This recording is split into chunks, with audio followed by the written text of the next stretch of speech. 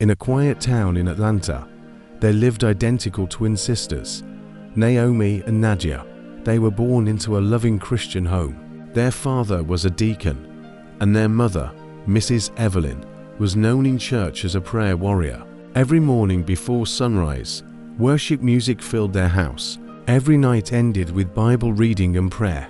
From childhood, Naomi and Nadia looked alike, but their hearts slowly grew in different directions. Naomi loved church. She sang in the choir, joined Bible study, and often prayed with her mother in the kitchen. Nadia, however, felt different. She hated being compared to Naomi. "Why can't you be more like your sister?" people would say. Those words planted something bitter inside her. By the time they turned 18, Naomi enrolled in a Christian college. Nadia chose a different path. She met new friends who introduced her to nightlife, parties, and eventually stripping at a downtown club. At first, it was just for money. She told herself it was temporary, just a little rebellion, just a taste of freedom. But the lights, the music, the attention, it became addictive. She stopped coming home early. Then she stopped coming to church. Then she stopped answering her mother's calls. Mrs. Evelyn noticed. A mother always knows. One night, after Nadia didn't come home at all, Mrs. Evelyn knelt beside her bed and wept. "Lord," she cried, "you gave her to me. I refuse to lose her. Bring my daughter back, even if you have to shake her." From that day, she began to fast every Monday and Thursday. She woke at 3 a.m. to pray. She anointed Nadia's childhood bedroom with oil. She called her name before heaven daily. Meanwhile, Nadia's life grew darker.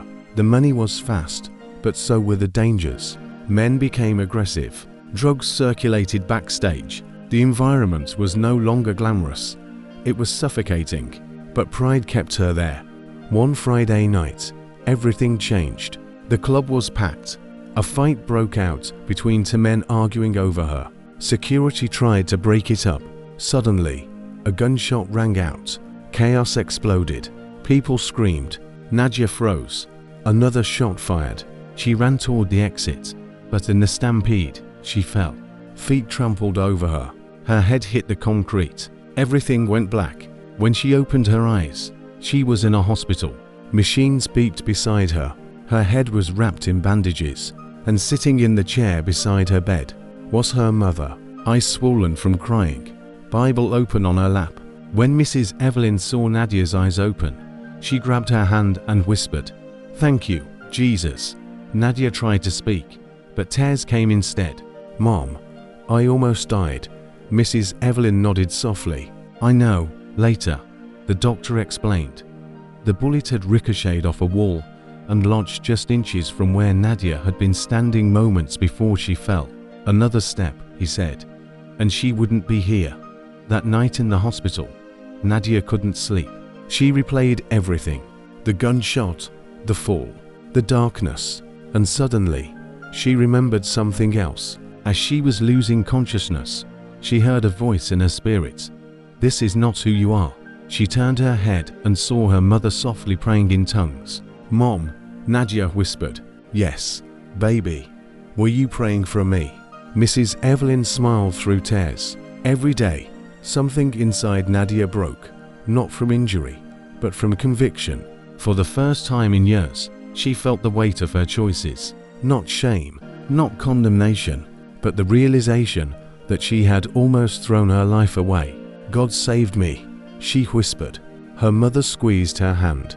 "He never stopped loving you," right there in the hospital room. Nadia began to cry uncontrollably. "I'm tired, Mom. I'm tired of running. I'm tired of pretending. I want my life back." Mrs. Evelyn slid from her chair onto her knees beside the hospital bed. "Pray with me," and Nadia did.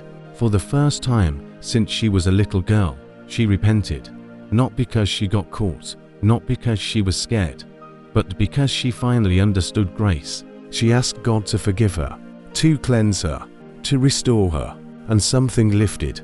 Peace flooded her chest like warm light. Weeks later, Nadia quit the club. She cut off old ties. She started counseling. She returned to church quietly, not as the perfect twin, but as a daughter who had been rescued.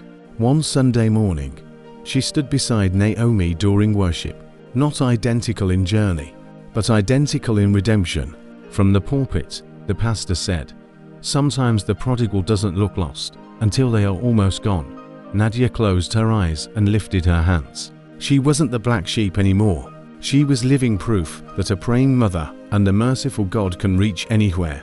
And in the front row, Mrs. Evelyn smiled, knowing her fasting and midnight tears had not been in vain.